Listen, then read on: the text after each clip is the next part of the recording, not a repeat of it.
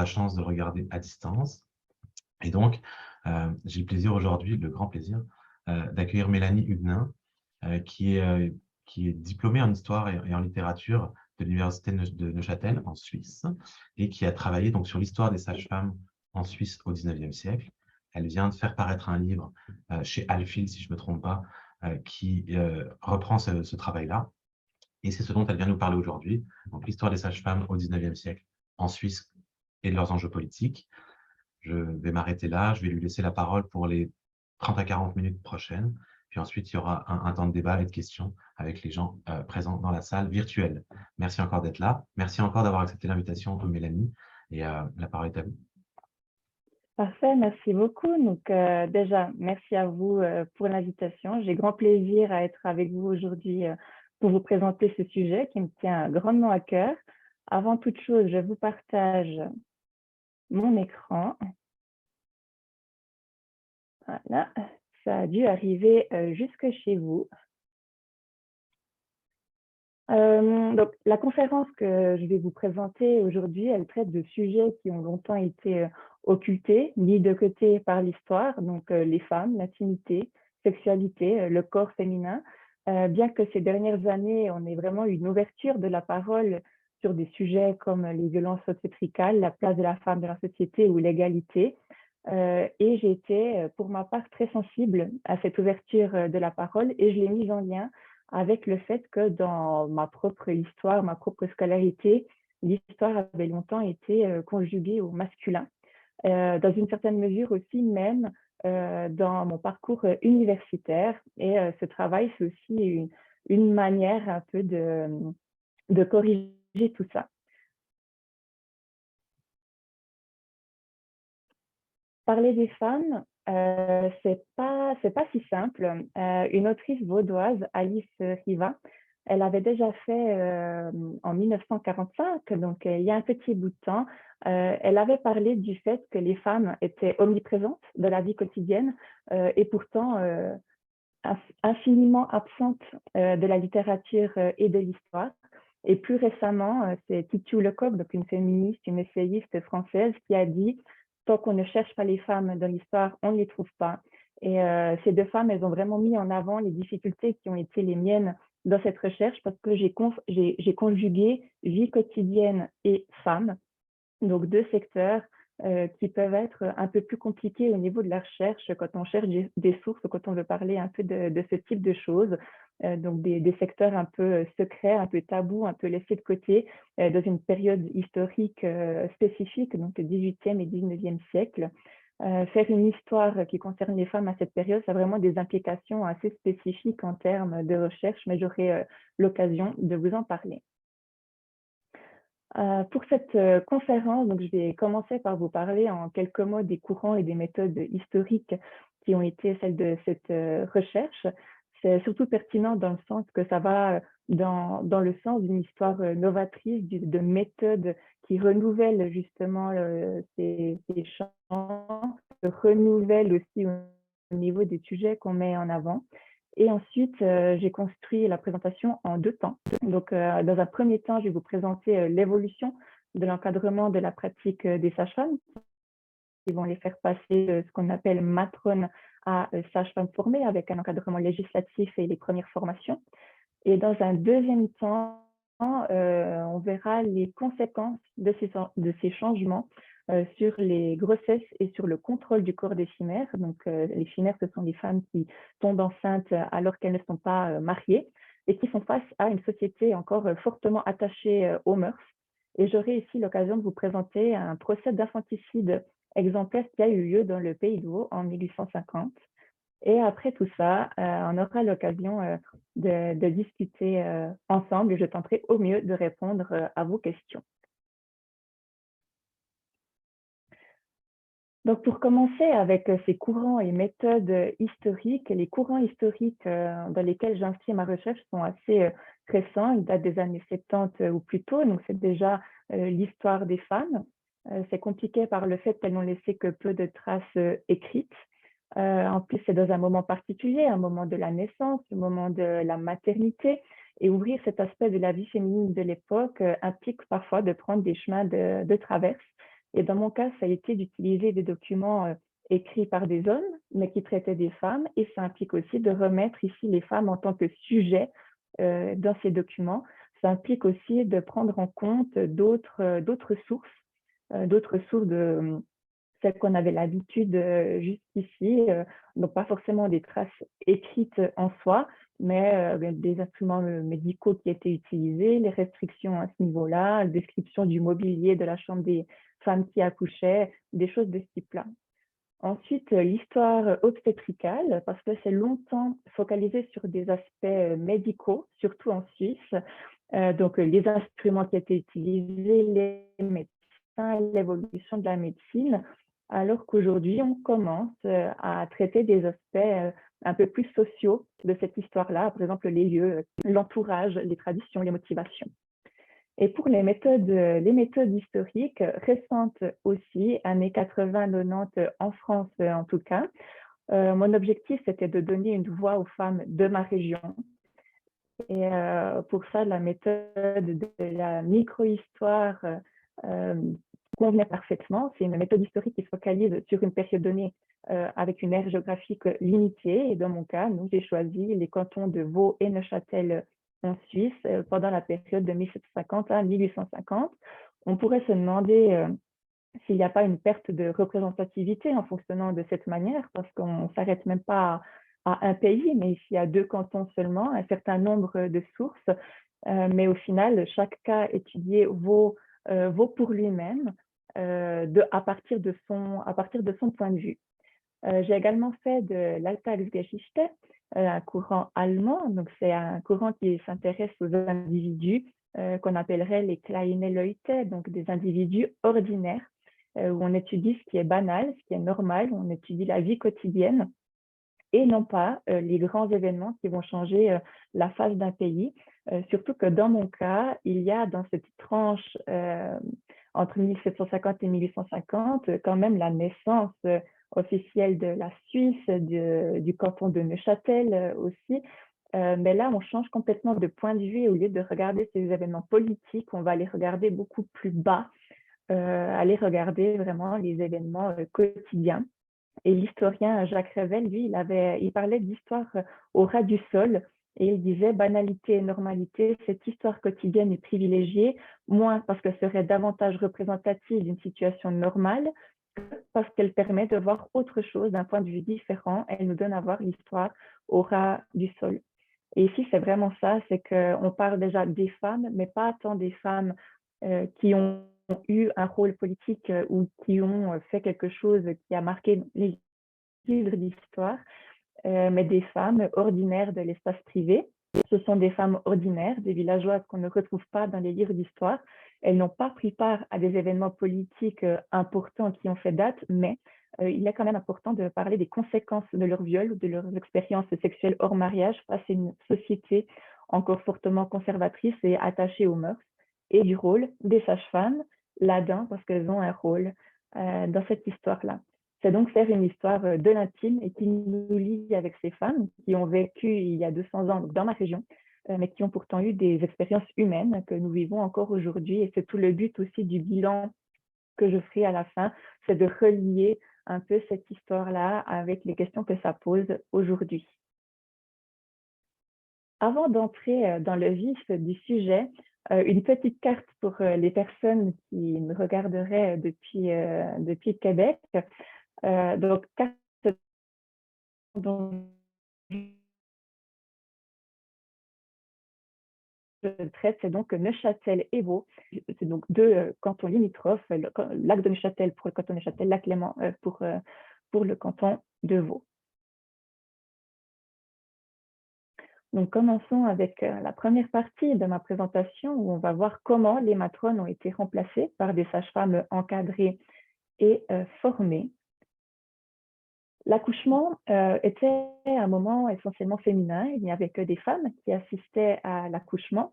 C'était le seul domaine de la communauté qui était géré essentiellement par des femmes. Le reste était géré par des hommes.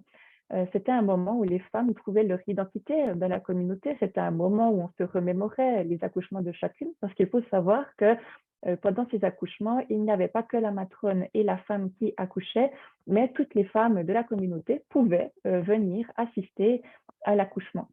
Donc, un événement plutôt festif et communautaire féminin. La femme qui est au centre de ce moment, bien entendu la femme qui accouche, mais l'autre femme, c'est la matrone. Ce sont des femmes qui sont choisies par la communauté d'après plusieurs critères. Donc déjà l'âge, elles ne doivent pas avoir encore d'enfants à charge pour être complètement disponibles, donc elles doivent être plutôt âgées. Elles doivent avoir eu des enfants pour avoir l'expérience de la maternité et elles doivent aussi avoir réussi à, à, à faire des accouchements qui ont eu une issue heureuse. Il suffisait qu'elle ait réussi à mener à bien 2-3 accouchements pour être promue matrone de la communauté. Et ensuite, pendant sa pratique, elle transmettait ses connaissances de manière orale à une fille, à une nièce, une autre jeune fille de la communauté.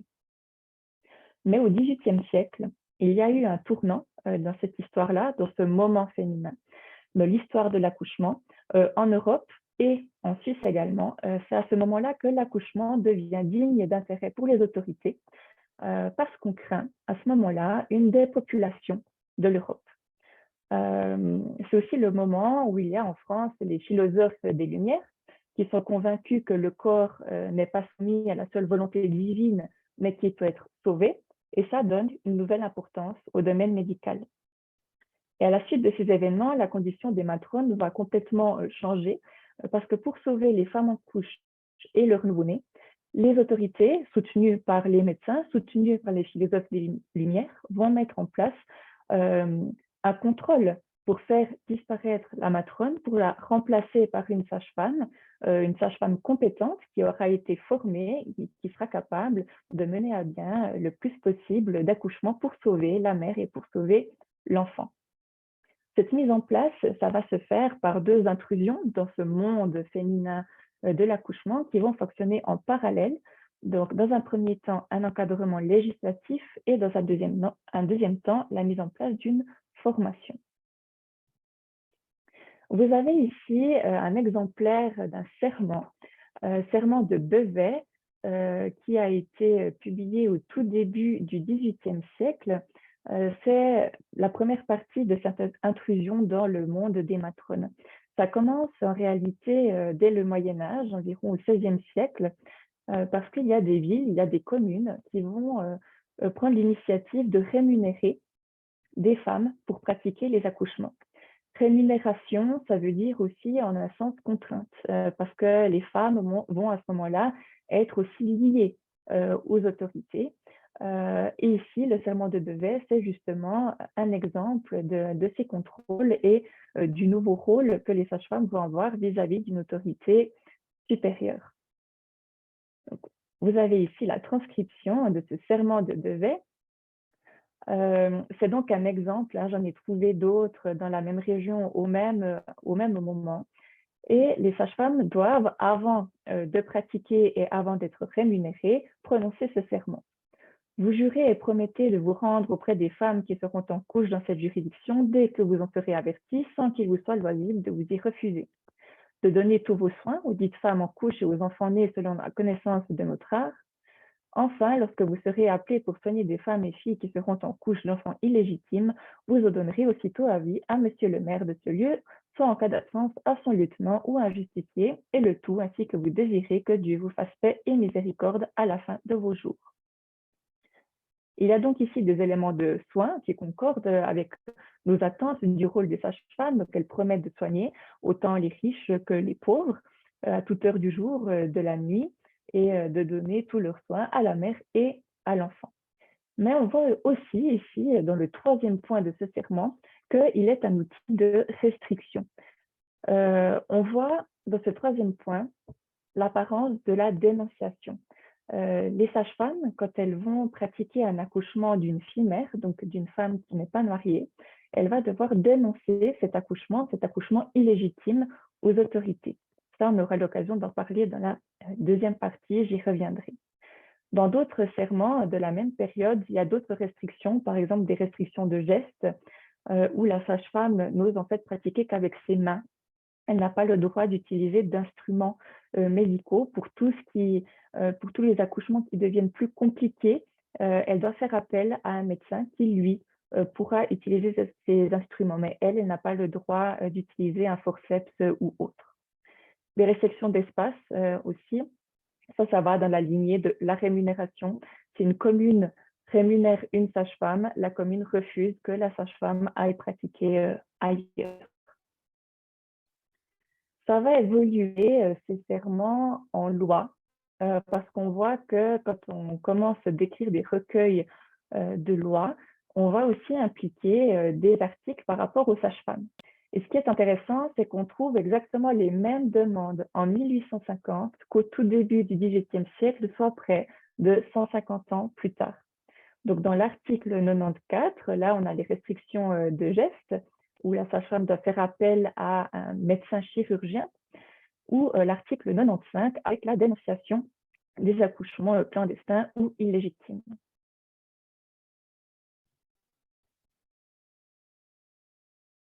Donc, on voit ici qu'au cours du XVIIIe siècle, il y a un réel changement déjà dans la position de la matrone. Elle exerce dans l'intimité des familles, mais en même temps, elle a une charge publique. Elle est donc dans une position de choix pour les autorités.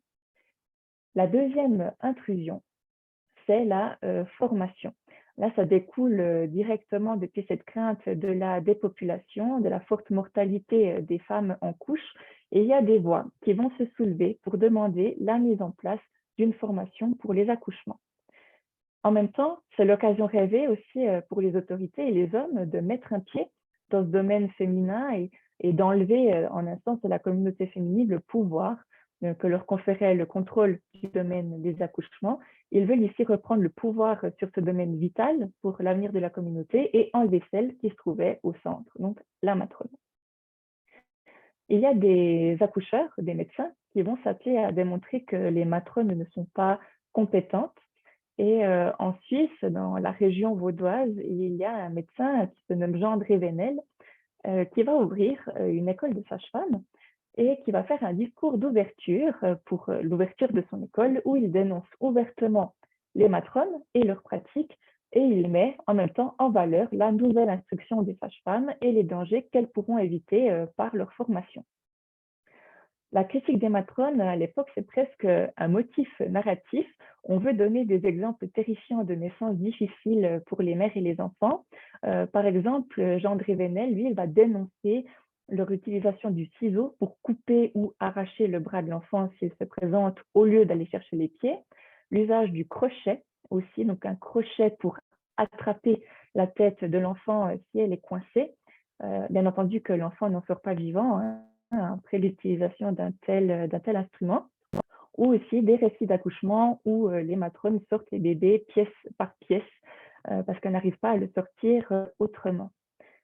On dénonce aussi à ce moment-là les croyances qui sont véhiculées par les matrones, par exemple des potions, des formules, des procédés magiques, c'est comme ça que Jean-André Venel les mentionne dans son ouvrage, mais aussi des produits alimentaires, de petites potions, comme des Christos, qui sont en réalité des testicules de poulain noir séchés, réduits en poudre, et qui sont ensuite consommables sous forme de soupe. Donc on met en avant un peu toutes ces petites méthodes des matrones pour montrer qu'elle n'est en fait pas compétente et qu'il vaudra mieux se faire accoucher par une sage-femme qui a suivi une formation. On comprend aussi ici que les matrones n'ont pas comme héritières les sages-femmes, mais qu'elles sont plutôt en concurrence. Elles fonctionnent les deux en même temps, sauf qu'à un moment donné, la matrone va devenir illégale. Mais pour autant, la confiance que les femmes ont mise en les matrones ne va pas disparaître du jour au lendemain. Donc, il ne faut pas imaginer que tout à coup, on ne fonctionne qu'avec des sages-femmes et qu'on oublie les matrones. Ce n'est pas le cas du tout. Au moment de cette formation, on va utiliser aussi des manuels. Ici, vous avez un exemple, le précis d'instruction pour les sages-femmes de ce fameux médecin, Jean-André Venel.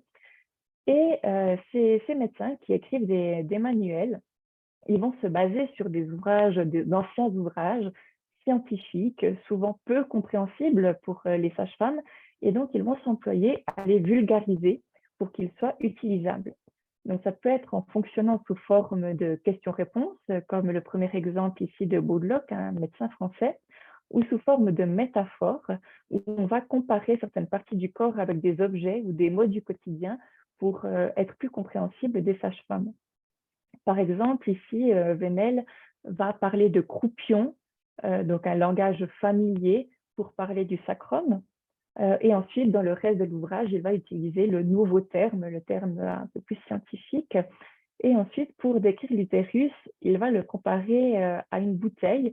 Donc, il dit on distingue à la matrice comme à la bouteille son fond, son corps, son col, et au bout du col, son ouverture, qu'on nomme orifice. Cet orifice qui n'est pas rond comme celui d'une bouteille, mais fendu en travers en matière de bouche, en manière de bouche, ce qui lui a fait donner le nom de museau de tanche. Donc, la tanche est un poisson, sous lequel je le désignerai souvent, est situé en bas et le fond de la matrice en haut, de sorte qu'elle ressemble à une bouteille renversée.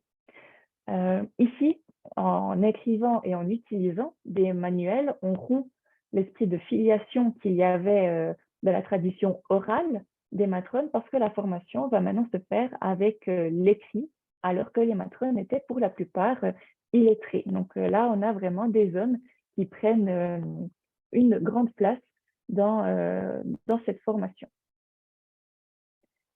Cette formation, comment elle se passe, en tout cas en Suisse romande? La première école de Suisse romande est l'école ouverte par Jean-André Venel en 1778. Les cours ont lieu à la ferme des Bains à Yverdon. Ils durent 3 mois. Et il y a 18 élèves qui y assistent. Ils ont lieu en hiver. C'est une période qui est plus propice pour les femmes par rapport aux travaux dans les champs. Et presque 10 ans après, 9 ans après, en 1787, ça sera déjà près de 100 élèves qui auront été formés dans cette école. Les cours sont payés par la commune, donc c'est la commune qui envoie les sages-femmes se faire former. Elles auront ensuite une patente qui leur permet de pratiquer après avoir passé l'examen de la formation de sage-femme, et leur nom va être inscrit dans des registres de sages-femmes. Donc là, on les sépare encore plus des matrones parce que dans ces registres, il y a enfin les femmes qui sont autorisées à pratiquer. Toutefois, dans certaines communes, il n'y a parfois pas assez de sages-femmes formées, donc on va tolérer pendant un moment les matrones pour qu'elles puissent pratiquer et quand même mener à bien, on l'espère, des accouchements. J'ai parlé d'accouchement, mais d'accouchement de manuel dans ces accouchements, parce que là, on comprend que les femmes, en fait, les sages-femmes, ne peuvent pas pratiquer sur le terrain. Ça, c'est pour des raisons de pudeur. C'est aussi pour ça que c'était des matrones qui pratiquaient les accouchements et non pas des hommes, surtout dans les villages. Il y a vraiment des raisons de pudeur qui empêchent que les hommes aillent pratiquer. Et c'est donc rare que les femmes, les sages-femmes qui se font former dans ces écoles par des médecins accoucheurs, puissent aller pratiquer sur le terrain. Tout est très théorique, il y a des planches d'anatomie, il y a les manuels, mais pour pouvoir quand même pratiquer, on met en place ce qu'on appelle des machines. Ici, vous avez les exemples de Madame Ducoudray, une sage-femme française du XVIIIe siècle, qui les a conçus pour qu'ils représentent complètement le corps féminin, qui représente aussi le fœtus. Et c'est avec ça qu'on fait émerger la pédagogie du geste, parce qu'ils permettent aux sages-femmes de se former de manière presque concrète et de se rendre compte du déroulement de l'accouchement.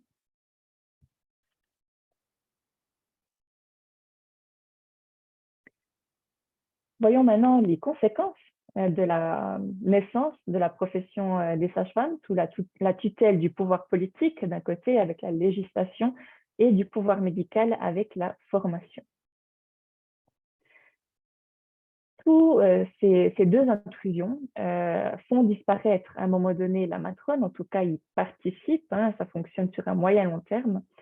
On entrave aussi la liberté des sages-femmes, mais ça entraîne aussi les chimères, parce que les autorités sont maintenant en mesure de les connaître. Première question, c'est pourquoi est-ce qu'on veut pouvoir contrôler, pourquoi est-ce qu'on veut connaître ces chimères? Euh, C'était à l'époque une société qui condamnait le célibat, qui avait une haute opinion des mœurs. D'ailleurs, dès le XVIe siècle, il y avait ce qu'on appelait des consistoires, des sortes de tribunaux des mœurs régionaux, qui pouvaient poursuivre et punir, par exemple, la paillardise, les abus d'alcool, la prostitution, dans certains cas même la danse, et aussi donc les chimères. Et il y avait des punitions, elles étaient administrées par l'Église et ensuite par les autorités. Et ces consistoires, ils vont disparaître en 1848. Mais donc, avec ces chimères, les autorités elles souhaitent les condamner pour avoir eu des relations sexuelles avant le mariage. Et les sages-femmes ont une position de choix pour les dénoncer parce qu'elles sont au cœur de ce moment-là, au cœur de l'accouchement. Les naissances illégitimes, à l'époque, elles étaient sanctionnées par 3 jours de prison, une amende et une réparation publique, mais ça n'a pas duré jusqu'à très longtemps, en tout cas dans la période qui a été celle de ma recherche, parce qu'en 1755, on enlève la réparation publique au temple, parce que ça devenait mal considéré par la population. Le contrôle, il se fait sous plusieurs formes. La première, c'est que les chimères ont des obligations pendant la grossesse. Une fois qu'elles sont enceintes, qu'elles ne sont pas mariées, elles vont devoir aller se présenter devant le pasteur de la commune pour dire qu'elles sont enceintes d'un enfant illégitime, donner le nom du père et donner la date probable de l'accouchement. Ici, j'ai pris 2 exemples, de nouveau avec la transcription des Brenets, un petit village du canton de Neuchâtel. Le vendredi 19 mai 1820, devant moi, François-Louis Mercier, pasteur au Brenet, s'est présenté Julie, fille d'Olivier, dit maire des Brenets et y demeurant, pour se déclarer enceinte des faits d'un ouvrier cordonnier allemand dont elle ignore le nom et la religion et qu'elle dit avoir vu chez Charles Aimé du commun. Il rajoute plus tard que l'enfant est finalement décédé. 1821, le dimanche 28 janvier 1821, devant moi, François-Louis Mercier, pasteur de l'église des Brenets, s'est présenté Augustine, fille de Pierre-Frédéric Benoît de la Sagne et des Ponts, bourgeoise de Valangin et demeurant à la Sagnotte chez Auguste Huguenin, fermier des Monts, pour se déclarer enceinte depuis 4 mois et demi des faits de Jules Drodibus et du Locle, demeurant avec elle. Cette fille m'a apporté des annonces signées et en règle, mais elle n'a pas fait sa première communion. Et il ajoute après coup, ils se sont mariés à la Sainte. Ces déclarations, elles permettent ici de surveiller les chimères pendant la grossesse, parce que les autorités craignent qu'elles ne commettent un avortement ou un infanticide par crainte du mépris social. Donc là, on les contrôle pendant la naissance.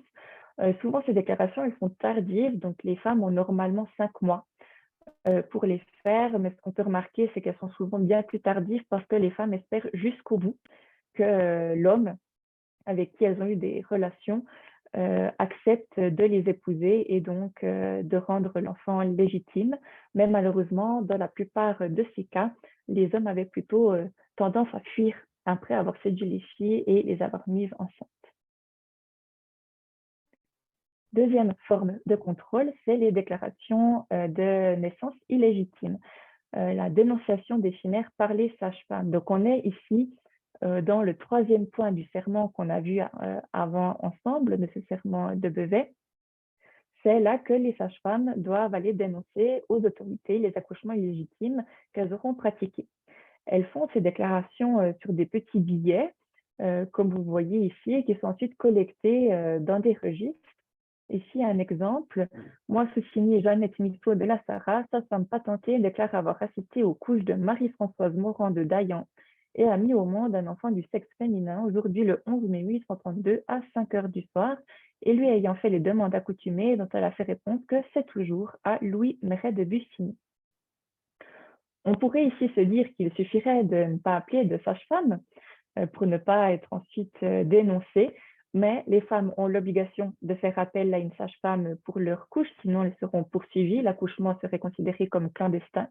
Et de leur côté, les sages-femmes ont l'obligation de dénoncer ces accouchements, elles sont souvent soupçonnées d'être solidaires envers les femmes par rapport à cette tradition aussi des matrones, cette solidarité féminine. Mais en réalité, elles aussi risquent de grandes peines si elles ne le font pas. Donc, elles sont en général plutôt promptes à dénoncer ces accouchements illégitimes. Les demandes accoutumées qu'on a vues juste avant dans la déclaration de Jeannette Michaud, ça désigne une troisième forme de contrôle, les déclarations de paternité. Si un enfant illégitime naissait, la femme, en général, n'avait pas les moyens de pourvoir à l'éducation de son enfant et il revenait dans le canton de Neuchâtel au roi de Prusse ou à la commune de subvenir à ces besoins-là. Donc, c'était un investissement financier.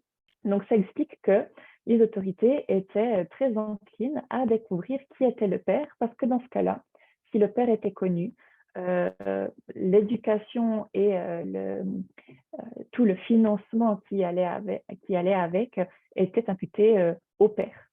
Dans ces cas-là, pour avoir le nom du père, ça se passe de cette manière. Donc déjà, normalement, la fille mère doit déclarer le nom du père de l'enfant quand elle fait sa déclaration de grossesse. Mais lorsque l'accouchement arrive, c'est la sage-femme, une fois qu'elle est appelée pour aller pratiquer l'accouchement, qui doit avertir un magistrat d'aller sur place et celui-ci va venir, va interroger la fille, lui demander avec qui elle a eu cet enfant.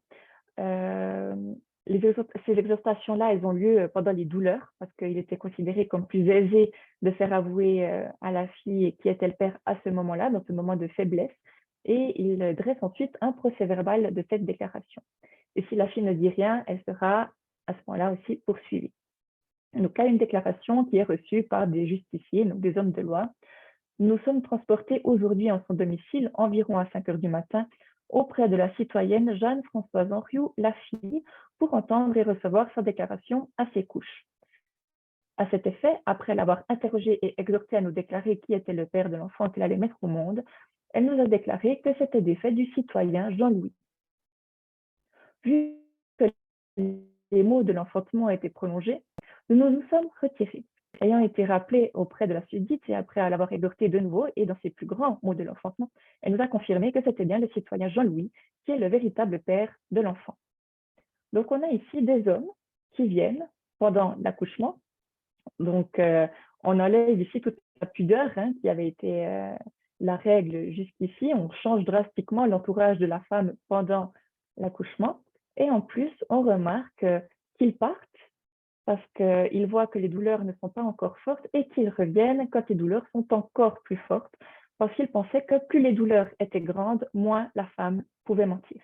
Mais ça fait vraiment office de preuve. Donc, si l'homme va en procès avec la femme pour dire qu'il n'est pas le père, si la femme l'a prononcé pendant ce moment-là, c'est ce qui fait vraiment office de preuve. Mais parfois, ça peut aussi être les sages-femmes qui remplissent ce rôle.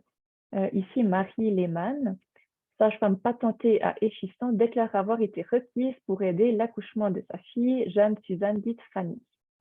Étant arrivée le jour dit au domicile du père, j'ai trouvé sa fille au lit et une très grande douleur d'enfantement. Je l'ai exhortée sérieusement à me déclarer le véritable père de l'enfant qu'elle allait mettre au monde. Elle m'a dit qu'elle était enceinte de son jeune maître, Jean Bingley de Coton, où elle était en service depuis quelques temps. Lui ayant défendu de le dénoncer et l'avoir induite à faire la fausse déclaration telle qu'elle l'a faite par devant le juge de paix, après cet aveu, elle a mis au monde un enfant du sexe féminin. Les cas sont très nombreux, justement, où les filles sont abandonnées. Parfois, les hommes avaient fait des déclarations, des promesses de mariage pour avoir leur faveur, mais fuient une fois qu'elles tombent enceintes. Ici, il y a vraiment une perte de confiance entre la patiente et la sage-femme par le fait que c'est la sage-femme qui enclenche le processus judiciaire envers la fille, donc une réelle rupture ici. Ces sages-femmes, elles privaient de leur liberté, mobilisées pour un combat au nom de la protection de la vie. Mais ce combat, on l'a vu, il débouche sur un contrôle des populations féminines. Les chimères sont les premières visés parce qu'on veut à tout prix éviter les enfants illégitimes à charge des autorités, des enfants qui sont aussi en marge de la société. Au début, le but est de punir le séducteur, donc en le faisant payer lui pour l'enfant, faisant payer le père de l'enfant. C'est de cette manière qu'on essaie de réprimer ce qu'on appelle le libertinage. Mais ensuite, on va essayer d'utiliser la crainte des filles d'avoir à subvenir aux besoins de l'enfant en la faisant subvenir elle-même aux besoins de l'enfant si elle avait un enfant illégitime. Si on veut à ce point réprimer le libertinage, c'est donc pour des questions de mœurs, de morale publique, aussi pour cette crainte de la dépopulation, hein, pour pouvoir garder en vie ses enfants, mais c'est aussi pour essayer de réprimer les avortements ou les infanticides que ces chimères pourraient faire par crainte du déshonneur, par crainte du mépris social de leur communauté. Mais on va essayer de les limiter aussi en atténuant les peines pour la paillardise, pour le libertinage, de moins punir ces filles qui seraient enceintes d'un enfant illégitime, d'améliorer aussi la réglementation par rapport à ces pensions alimentaires pour l'entretien de l'enfant et de construire des orphelinats parce qu'à ce moment-là, si le père ne se montrait pas, si la mère ne pouvait pas prendre en charge de son enfant, il était placé et ce n'était pas, c'était pas des endroits très agréables pour eux, loin de là même. Et lorsqu'il y a un enfant illégitime qui naît donc vivant, on fait une recherche en paternité. Mais lorsqu'une femme célibataire accouche d'un enfant mort-né ou décédé après la naissance, la question va toujours être de savoir si elle a été victime d'un infanticide ou de tentative d'avortement. Et en réalité, la fille est automatiquement réputée meurtrière, d'autant plus dans le cas où elle n'aurait pas fait de déclaration de grossesse. Il y a des procès qui se mettent en place. Parfois, c'est le médecin qui va devoir essayer de trancher de la responsabilité de la femme avec des méthodes plus ou moins efficaces. Par exemple, de faire tremper les poumons dans de l'eau. Et si les poumons flottent, ça veut dire que l'enfant a respiré et qu'il est donc né vivant. Il y a donc des procès aussi pour infanticide. Les femmes peuvent parfois être libérées lorsque la condition de l'enfant ne laisse aucun doute sur sa viabilité, par exemple des membres qui manquent ou des déformations. En revanche, elles risquent beaucoup si elles sont accusées d'avoir tué leur enfant. Au XVIe siècle, il y avait des menaces de mort. Dans les villages, on procédait par pendaison, par strangulation ou par noyade. En ville, c'était un peu plus clément parce qu'il y avait justement des procès qui se mettaient en place et on se rend compte que les peines de mort, ce ne sont en réalité qu'une petite proportion de peines et qu'on fonctionne plutôt avec des peines de réclusion, voire même parfois l'acquittement.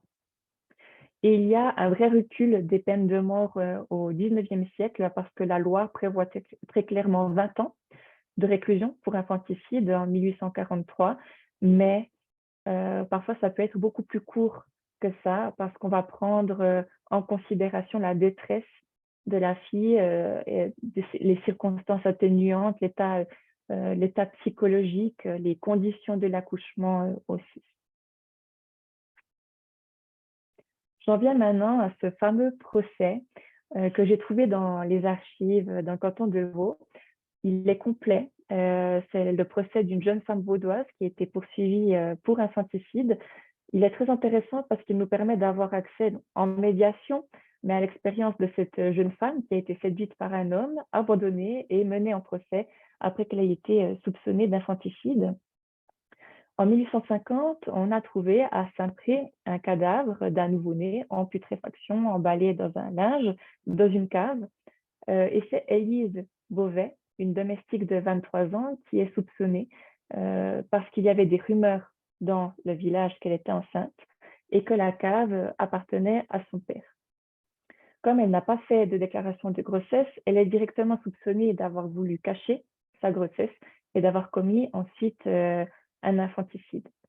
Cette affaire, elle est exemplaire parce que c'est ce type de cas que les autorités veulent éviter à tout prix en encadrant de manière très forte les grossesses d'éphémères avec toutes ces déclarations de grossesse, de paternité et de naissance aussi par les sages-femmes. Élise a le profil classique d'une fille mère qui commet un infanticide parce qu'elle est domestique, elle a donc un petit métier, elle est éloignée de sa famille, elle était revenue chez son père en attente d'un emploi en ville et elle est jeune, donc elle a ici 23 ans. Elle est arrêtée le lendemain de la découverte du cadavre, elle est enfermée dans les prisons du district de Morges et se monte ensuite ce procès. On va interroger ses voisines, on va interroger aussi le jeune homme qui a trouvé l'enfant, son père, le séducteur et Élise à plusieurs reprises. On se rend compte que l'une des voisines, qui se nomme Barbara Leiser, elle semble protéger Élise parce on comprend qu'elle était au courant de sa grossesse, donc elle la défend en essayant quand même de cacher ça. Mais pour les autres voisines, on se rend compte que la communauté fait office de surveillance parce que cette grossesse, c'était un soupçon du voisinage. Tout le monde dit qu'ils étaient sûrs que Élise était enceinte. Pendant le procès, Élise va avouer que c'est bien son enfant, qu'elle l'a eu avec un homme qui s'appelle Louis Beau, un domestique de 21 ans. Et de son côté, une fois interrogé, Louis va réfuter la grossesse et demander à ne pas être questionné à nouveau. Et il ne le sera pas. Une fois que la grossesse illégitime a été prouvée, le juge de paix va s'intéresser à la possibilité que l'enfant soit né vivant et ait ensuite été enseveli par sa mère, ce qui distingue donc un enfant mort-né d'un infanticide. Élise, elle va essayer de se protéger. Elle va déjà dire que l'enfant est né vivant, mais qu'il n'a pas crié, qu'elle s'est endormie et que quand elle s'est réveillée, l'enfant était décédé. Elle va dire aussi qu'elle lui avait cousu des vêtements, donc qu'on pourrait imaginer que l'enfant était attendu et qu'elle imaginait qu'il serait vivant aussi ensuite, mais il n'y a pas de preuve, mais on va aller jusqu'à demander aux voisines si Élise savait coudre, si Élise leur avait demandé des tissus ou du fil. On va ensuite interroger les médecins. Ils vont faire l'expérience des poumons, mais ils ne vont pas être capables de dire si Élise était coupable ou pas. Finalement, le procès, de manière un peu abrupte, en tout cas dans les faits qui sont à disposition, mais on comprend que Élise est condamnée à 1 mois de détention et à une amende parce qu'on a pris en compte donc, des circonstances atténuantes comme les conditions de son accouchement et sa détresse, le fait qu'elle était aussi seule, qu'elle ait été abandonnée. J'arrive au terme de la présentation. Donc ici, vraiment au niveau de cette recherche-là, mon enjeu principal, c'était de montrer que les autorités et les hommes entrent dans le domaine de l'accouchement au travers des sages-femmes et qu'elles participent à cette politique de contrôle des corps, qu'elles sont un carrefour parce qu'elles ont à la fois une charge publique pour les autorités tout en officiant toujours dans l'intimité des familles, ce qui fait qu'elles ont un rôle intéressant justement pour les autorités. Et ici, on peut voir un lien avec les recherches de Michel Foucault, avec la biopolitique, ces techniques de pouvoir qui encadrent la vie des corps individuels, qui contrôlent les processus biologiques et qui donnent aux instances politiques le pouvoir de transformer la vie. Ici, on donne le pouvoir aux autorités, on donne la possibilité aux autorités d'avoir un œil sur ces moments-là et de contrôler, d'essayer d'avoir un contrôle justement qu'il n'y ait pas d'infanticide, pas d'avortement, de contrôler aussi ces naissances illégitimes.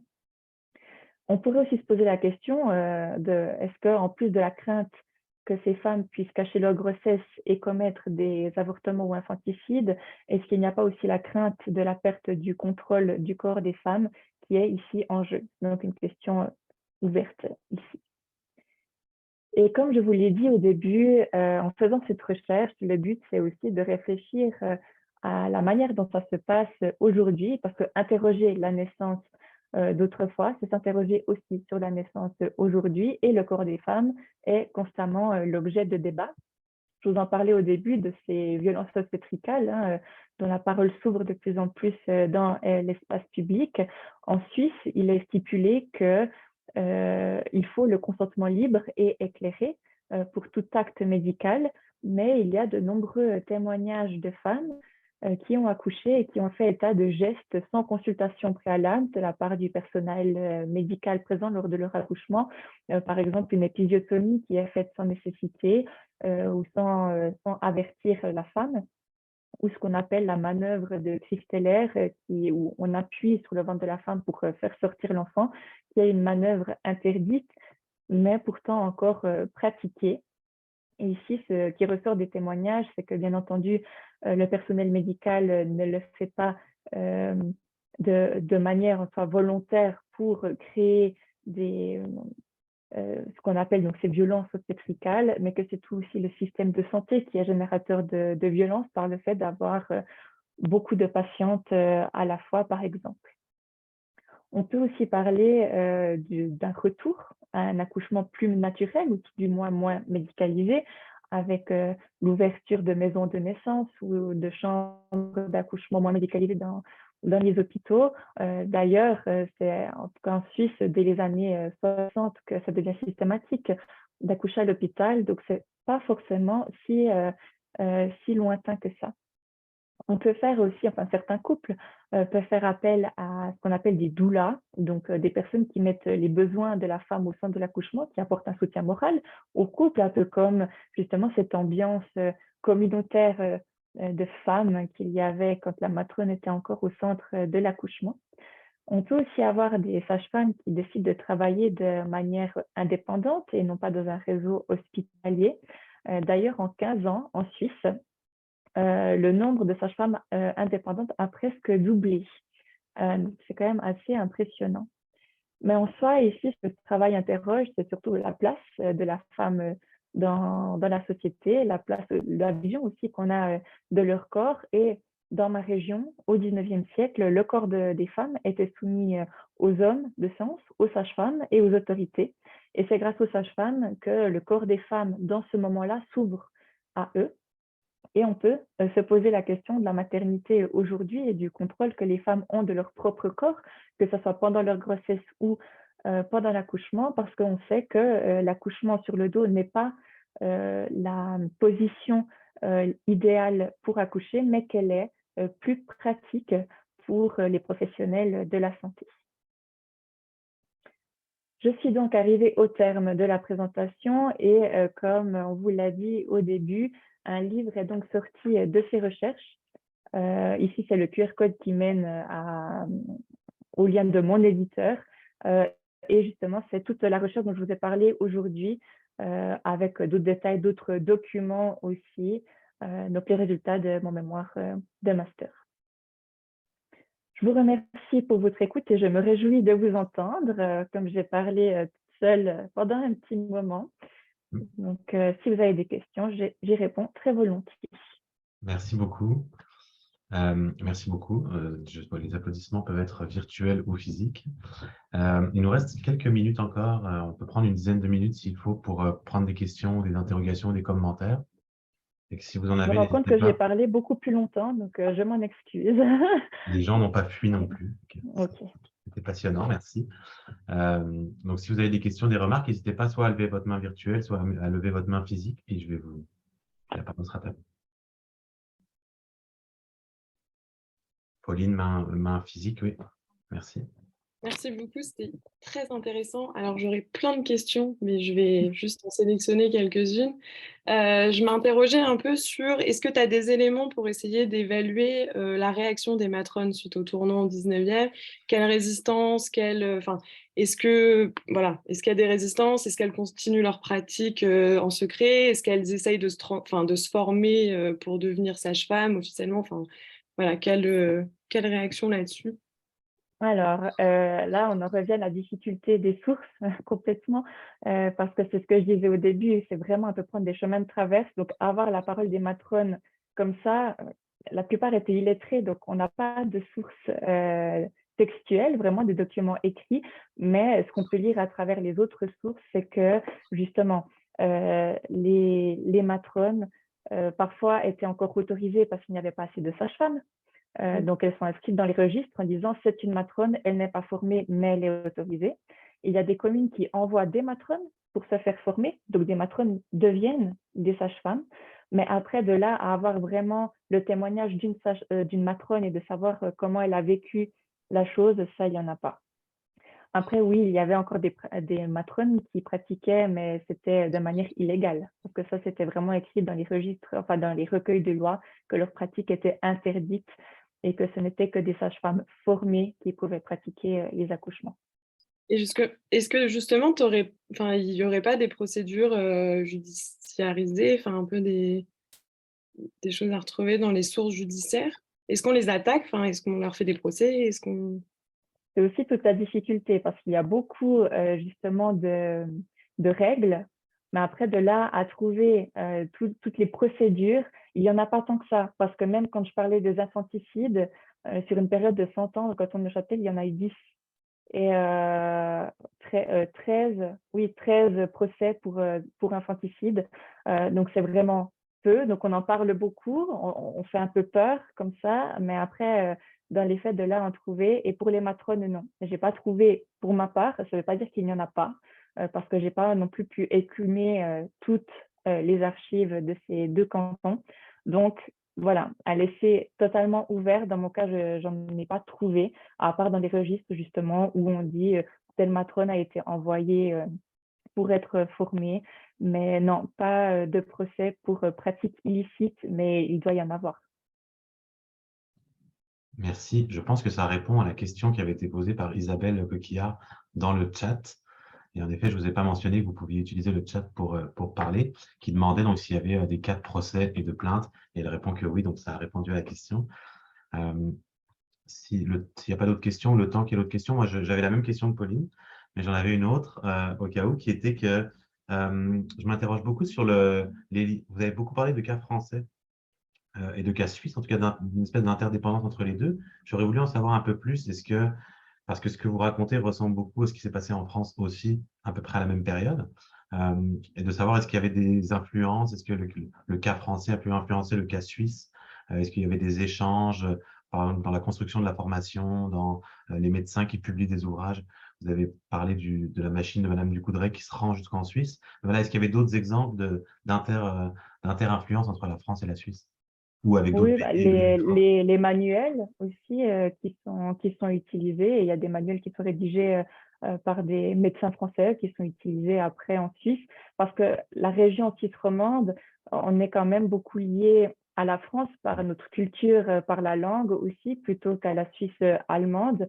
Donc à ce moment-là, on était aussi complètement lié à la France, lié au roi de Prusse. On avait des liens avec la Suisse, mais on n'était pas encore complètement suisse non plus. Donc, bien sûr qu'il y avait des échanges qui se passaient. On l'a vu avec cette machine aussi de Madame Ducoudray. Et c'est comme je disais au début, je me suis intéressée vraiment à un moment particulier sur une géographique particulière, mais ça s'insère complètement dans ce qui se passait en France et en Allemagne à la même période. Donc, c'est vraiment un mouvement global en tout cas dans ces pays hein, limitrophes, on est quand même dans une même grande région, mais la Suisse s'insère dans une histoire plus globale. Justement, c'est de la micro-histoire, mais qu'on peut replacer dans une plus grande histoire quand même. Les écoles en France ouvrent à la même période, en Allemagne aussi. Merci. Il y a une question de Thierry dans le chat qui dit, très intéressant, merci, la formation des sages-femmes n'est-elle faite que par des médecins accoucheurs ou est-ce qu'il y avait également des maîtresses sages-femmes formatrices à l'époque? Très bonne question. Alors, en Suisse, on a vu, première école de Suisse romande, c'était un homme. Dans les montagnes châteloises, c'était un homme. En Suisse allemande, c'était des hommes. Par contre, en France, il y a deux sages-femmes qui sont encore très connues aujourd'hui. Donc, Angélique Ducoudray, elle sillonnait la France pour dispenser des cours aux sages-femmes avec sa machine aussi. Donc, vraiment une sage-femme itinérante très connue à l'époque et toujours aujourd'hui. Et Louise Bourgeois, un petit peu antérieure à Angélique Ducoudray, qui avait accouché Marie de Médicis, la femme du roi, et qui a publié des manuels. Donc, c'était une femme, sage-femme, et qui écrivait des manuels qui ont été publiés et qui sont encore étudiés aujourd'hui, qui font l'objet de recherches. Merci beaucoup. Si on n'a pas d'autres questions, je vais nous arrêter là parce que notre temps était imparti jusqu'à maintenant, mais je vais prendre une minute de plus pour déjà vous remercier, Madame Huguenin, d'être venue partager votre livre et vos recherches, et aussi pour vous annoncer la prochaine séance qui aura donc lieu dans 3 semaines, toujours le jeudi, toujours à 12h30 heure de Montréal ou 18h30 heure de Paris, qui doit être la même heure que Neuchâtel, j'imagine. Oui. Et donc le jeudi 3 novembre, et on va recevoir Valérie Delattre qui va venir parler de la lecture archéologique du handicap, autour donc amputé, réparé, appareillé, lecture archéologique du handicap dans les sociétés du passé. C'est le 3 novembre 2022. Si vous avez reçu l'information pour la séance d'aujourd'hui, vous allez recevoir l'information par le même canal par lequel elle vous est parvenue. Encore merci beaucoup pour votre intervention. Merci à toutes et tous pour votre présence. Et on se retrouve le 3 novembre prochain. Bonne journée.